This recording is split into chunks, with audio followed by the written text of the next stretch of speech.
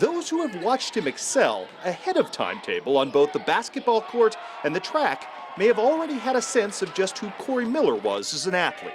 Gauging his ability on the gridiron, however, proved a far more complicated endeavor. Certainly, the Unity Payson wide receiver had all the coveted attributes to make an impact.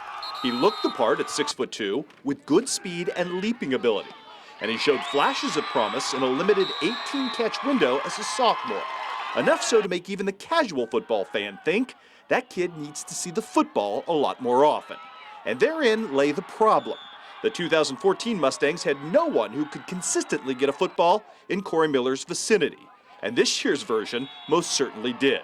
Brody Dunker's elevation at quarterback created a program paradigm shift of epic proportions. In the win column, obviously, but individually, no one benefited more from that dynamic than Miller, and in fairness, vice versa, as Corey became the epitome of a #1 wide receiver and a safety net for his emerging signal caller. His production spike was staggering, generating nearly 3 times as many catches and nearly 6 times as much receiving yardage as he did a season prior.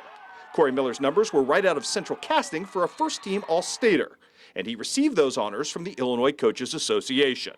Miller capped a stellar junior resume with 50 total snares for 1,136 yards at a game-changing clip of nearly 23 yards per catch. His 17 receiving touchdowns were tops in the tri-states by a far sight, and he scored them in a number of ways, be it fighting for the jump ball and overpowering defensive backs or exploding for yards after the catch with his breakaway ability.